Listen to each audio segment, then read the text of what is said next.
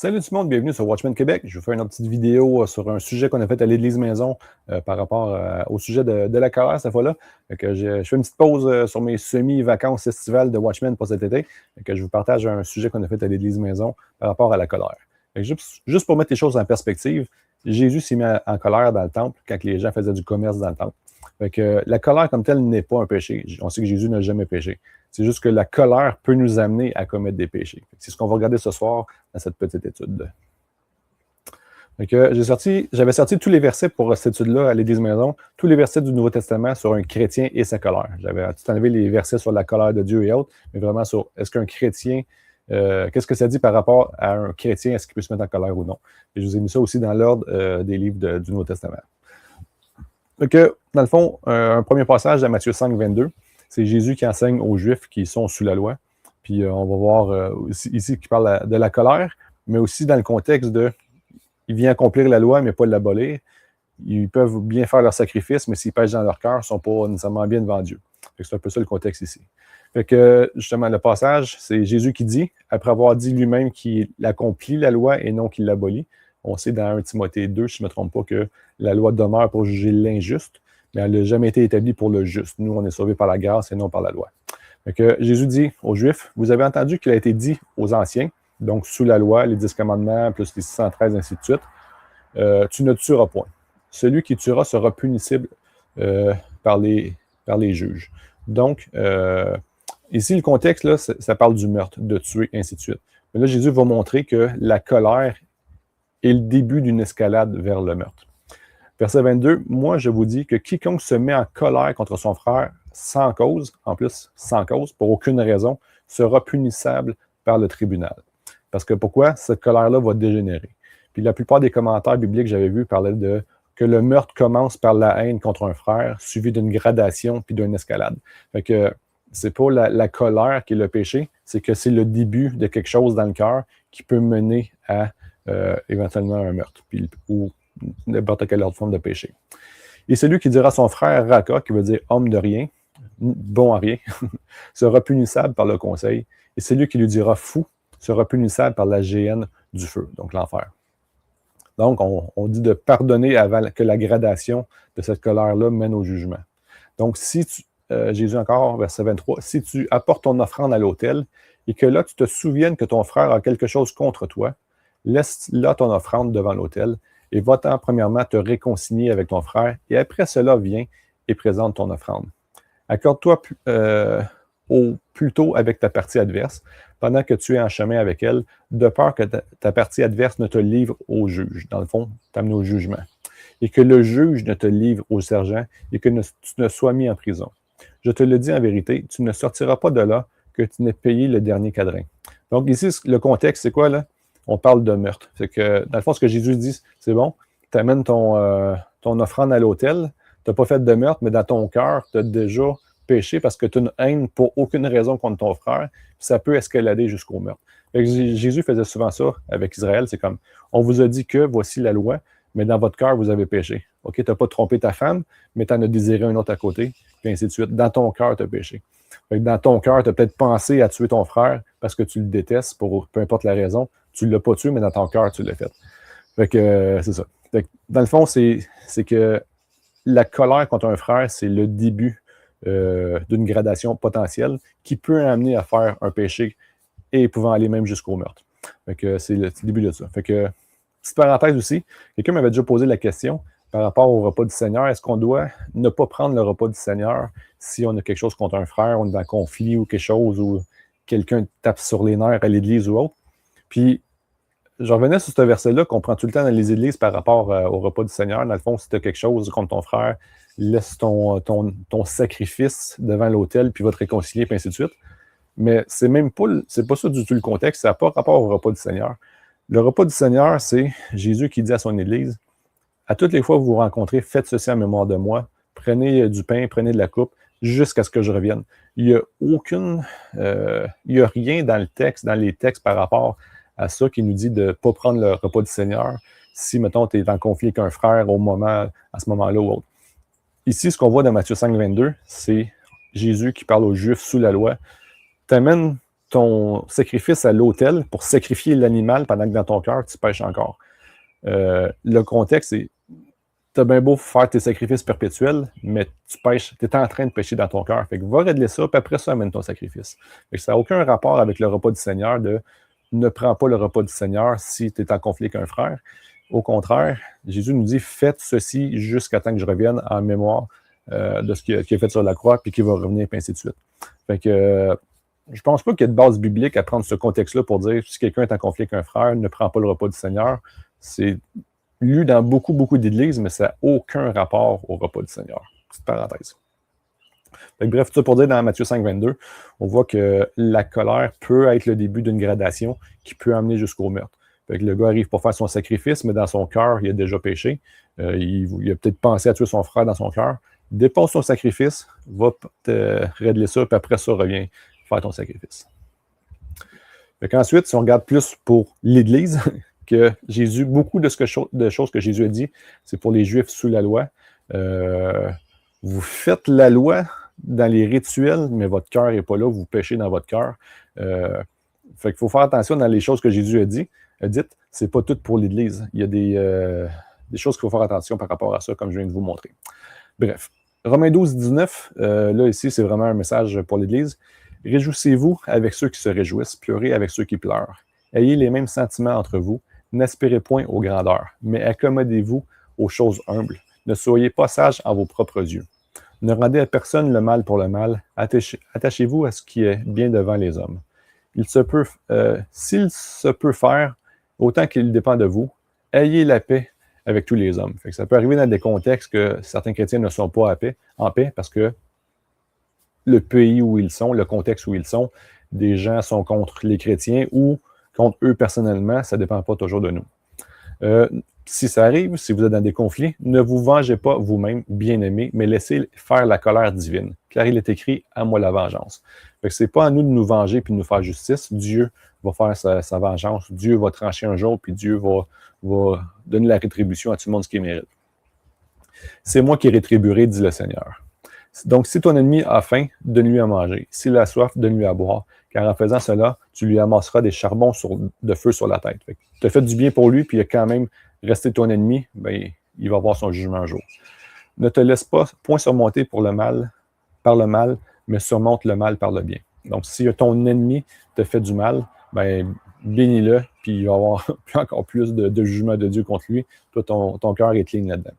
Fait que, dans le fond, bref, dans Romains 12, ce qu'on voit, c'est si on est en colère par rapport à une situation comme ça, on ne se venge pas. Plutôt, bénis ton ennemi, Dieu va te faire justice. On ne peut pas prendre non plus un verset comme ça pour annuler les dizaines de versets qui nous disent d'avoir du discernement dans l'Église puis de dénoncer les faux docteurs. Ici, on parle d'un ennemi qui veut nous faire du mal. Il y a des contextes pour le jugement et ainsi de suite. Bref, long sujet. Éphésiens 4, 26, ici, c'est Paul qui parle aux Éphésiens à l'Église d'Éphèse. Mais vous, ce n'est pas ainsi que vous avez appris à connaître Christ. Au moins, si vous l'avez écouté, et si, selon la vérité qui est en Jésus, vous avez été instruit en lui. À vous dépouiller pour ce qui est de votre conduite précédente du vieil homme. Fait qu'on était pécheurs avant, qui se corrompt par les convoitises trompeuses. Comme je dis, on était pécheurs avant, on est encore pécheurs, mais on pêche moins, là, heureusement, on se sanctifie tranquillement. À vous renouveler par l'Esprit dans votre entraînement. Et à vous revêtir du nouvel homme, créé à l'image de Dieu, dans la justice et la sainteté de la vérité. C'est pourquoi, ayant dépouillé le mensonge, que chacun parle selon la vérité à son prochain. Car nous sommes membres les uns des autres. On est tous membres du même corps. Verset 26. Si vous vous mettez en colère, donc ça arrive, ne péchez point. Verset là ici, là. Si vous vous mettez en colère, ne péchez point. Ça ne dit pas si vous êtes en colère, vous avez péché. Vous êtes déjà dans le péché, non. Si vous êtes en colère, ne péchez point.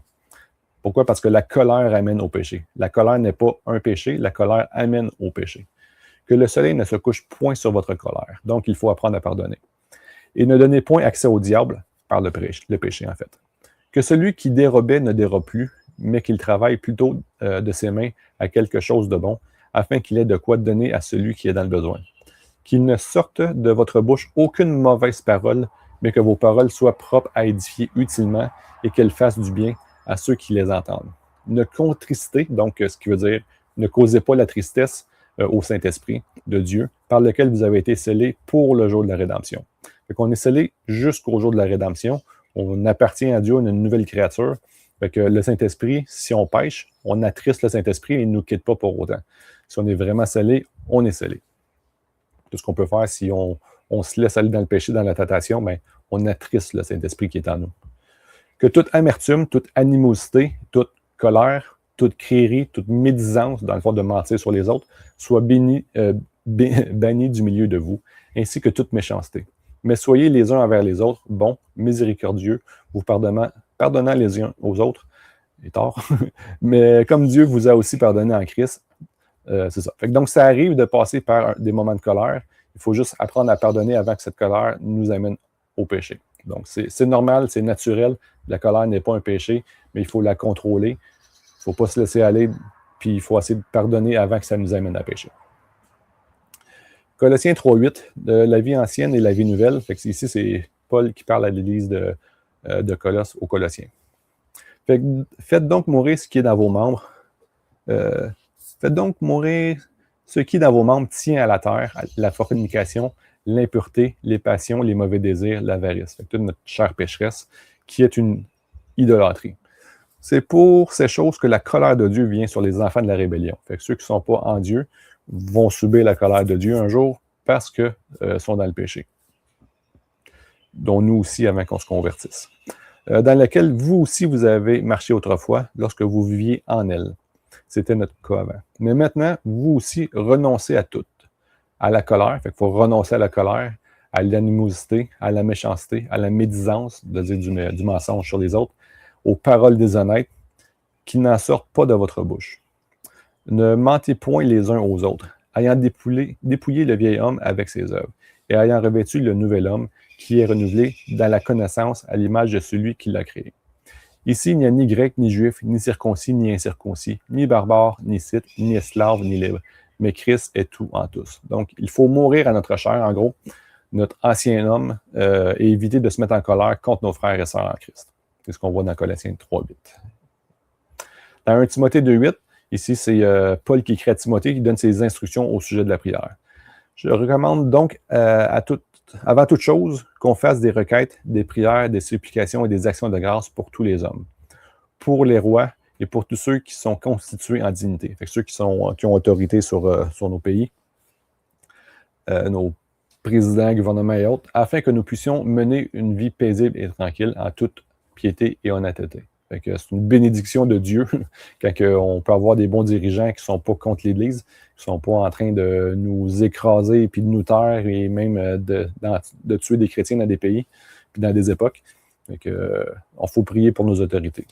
Car cela est bon et agréable aux yeux de Dieu notre Sauveur, qui veut que tous les hommes soient sauvés et qu'ils parviennent à la connaissance de la vérité. Car il y a un seul Dieu, un seul médiateur entre Dieu et les hommes, Jésus-Christ, homme qui s'est donné lui-même en rançon pour tous. C'est là le témoignage rendu en son propre temps, pour lequel je dis la vérité en Christ, je ne mens point. J'ai été établi prédicateur, fait que Paul était établi prédicateur, apôtre et docteur des gentils, des non-juifs, dans la foi et dans la vérité.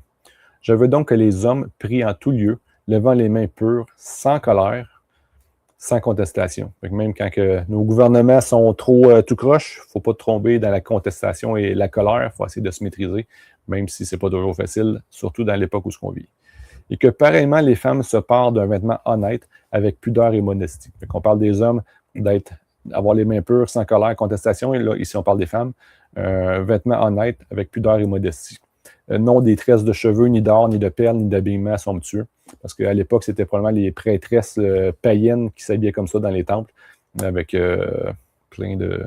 s'arrangeaient pour être séduisantes, mais ça faisait partie de leur rituel.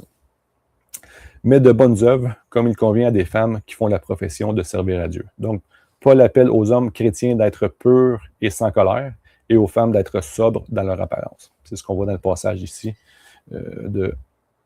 c'était 1 Timothée 2.8. Ensuite, dans Tite 1.7, la mission de Tite en Crète. Fait qu'ici, Paul écrit à Tite. La raison pour laquelle je t'ai laissé en Crète, c'est afin que tu achèves de mettre en ordre ce qui reste à régler, et que tu établisses des anciens dans chaque ville, suivant que je te l'ai ordonné. S'il s'y trouve quelqu'un qui soit irrépréhensible, mari d'une seule femme, donc un pasteur, celui qui enseigne dans l'Assemblée devrait être un homme, mari d'une seule femme, pas remarié dans des mauvais contextes, et ainsi de suite, adultère, ayant aussi des enfants fidèles qui ne soient point accusés de dérèglement ni d'insubordination. Parce que comment un homme peut gérer une église s'il n'est pas capable de gérer sa propre maison, nous dit un autre passage. Car il faut que l'évêque, donc cet ancien-là, soit irrépréhensible, comme économe de Dieu, donc un bon gestionnaire, qu'il ne soit ni présomptueux, ni coléreux, notre mot-clé, ni adonné au vin, ni violent, ni porté au gain des honnêtes, mais au contraire, hospitalier, aimant les gens de bien, prudent, juste, saint, tempérant, la tempérance, le contraire de perdre le contrôle. Attaché à la véritable doctrine qui doit être enseignée, c'est très important, afin qu'il soit capable tant d'exhorter, selon la saine doctrine, que de convaincre ceux qui s'y opposent. Donc, un bon ancien ici, un bon ancien qui va enseigner dans une assemblée, doit être nommé selon ces critères-là. Fait que nommé pour bien s'occuper d'une assemblée doit avoir ces qualités-là. La colère est le contraire de la maîtrise de soi. Fait qu'ici, ce qu'on nous dit, c'est que pour choisir un bon évêque, un bon ancien dans l'assemblée pour qu'il enseigne, ben, il faut qu'il se maîtrise. Puis, dans le fond, la colère, c'est le contraire de la maîtrise de soi. La tempérance, qui est un fruit de l'esprit. Donc, la colère est un fruit de la chair, ce qu'on peut dire dans un sens, mais comme on a vu, ce n'est pas un péché comme tel, parce que sinon Jésus aurait péché quand il s'est mis en colère, mais plutôt que la colère peut amener au péché si on la laisse aller. Un dernier passage de Jacques 1,19, Jacques écrit aux chrétiens juifs dispersés des 12 tribus. On voit ça dans le verset 1.1. Donc ici, au verset 18, « Il nous a engendrés selon sa volonté, par la parole de la vérité, afin que nous fussions comme les prémices de ses créatures. Écouter et agir. Ainsi, mes frères bien-aimés, que tout homme soit prompt à écouter, lent à parler, ici, lent à se mettre en colère. » Donc, ça peut arriver aux chrétiens de se mettre en colère. Il ne faut juste pas être prompt, d'être tout le temps prime, puis pogner les nerfs vite, puis perdre le contrôle dans notre colère. Verset 20, « Car la colère de l'homme n'accomplit point la justice de Dieu. C'est pourquoi vous dépouillant de toute souillure et des excès de la malice, recevez avec douceur la parole qui est plantée en vous, qui peut sauver vos âmes. Mettez en pratique la parole et ne vous bornez pas à l'écouter en vous trompant vous-même par des faux raisonnements. » Désolé pour les oiseaux, là, il y en a un qui s'énerve à côté. La colère est naturelle et peut même être nécessaire dans certaines situations. Ça peut arriver, là, je ne sais pas si ton enfant s'est fait battre ou agresser, c'est normal que tu sois en colère. Il y a des situations dans la vie où tu vas être en colère, c'est naturel et la colère comme telle n'est pas un péché. C'est normal, mais elle ne doit pas mener à une perte de contrôle. Si s'est passé quelque chose là, contre tes enfants, contre ta femme, c'est normal de se mettre en colère. Mais est-ce que tu vas aller péter la gueule du gars? Est-ce que tu vas aller faire des menaces, crever ses pneus ou autre? Ça, c'est le péché. La colère n'est pas le péché, mais la colère est le début on a vu comme dans le premier passage dans Matthieu 5, le début d'une gradation. Fait que la colère qu'on peut avoir de façon naturelle devant des événements ne doit juste pas mener à la perte de contrôle puis au péché. Comme je disais tantôt, même Jésus s'est mis en colère dans le temple. C'est pas la colère, le péché, mais ce qui peut nous amener ensuite. Fait que si on résume tout ça, sur le sujet de la colère, ça peut arriver à un chrétien de se mettre en colère, c'est naturel, ça arrive. On doit juste être lent à se mettre en colère. On doit la maîtriser, ne pas perdre le contrôle, ne pas la laisser nous mener à un péché plus grave, qui est d'ailleurs la première étape dans l'escalade vers le meurtre, comme on a vu dans Matthieu 5. Et même si ça arrive de se mettre en colère, il ne faut pas rester dans cette colère, se coucher sur cette colère, nous dit la parole, pour éviter de l'entretenir et de la faire grossir vers un geste plus grave. Il peut donc avoir des raisons de se mettre en colère, ça peut être justifié, c'est normal. Il y a des situations en tant qu'humains qui nous fâchent, qui nous mettent en colère, c'est normal. Mais il ne faut juste pas se venger. Ça nous dit quoi dans le texte? Bénis ton ennemi, puis Dieu te vengera si nécessaire. Puis pour terminer, on doit plutôt apprendre à pardonner et éviter de se mettre en colère contre nos frères et sœurs dans le corps de Christ. Au lieu de tu as deux voies, tu te mets en colère dans une situation, soit que tu pardonnes, tu passes à autre chose, ou que ça peut aller vers une gradation puis t'amener au péché. Puis c'est d'ailleurs cette maîtrise de soi-là qui est un fruit de l'esprit, c'est la tempérance. Puis qui est aussi un critère pour choisir un bon ancien dans une assemblée pour enseigner et autres. Donc, une colère doit être justifiée, si on résume tout ça, là. On peut se mettre en colère, mais elle doit être justifiée, elle doit être courte en durée, puis maîtrisée. Elle ne doit pas nous amener à la perte de contrôle, puis à pécher. Donc, c'était mon petit partage de sujet d'Élise Maison qu'on avait fait, là, je me rappelle pas quand, là, il y a quelques mois peut-être, que je voulais vous partager par rapport à nos petits épisodes d'été de Watchmen Québec. Fait que j'espère que ça vous a aidé un petit peu sur le sujet de la colère. Fait que Dieu vous bénisse et bonne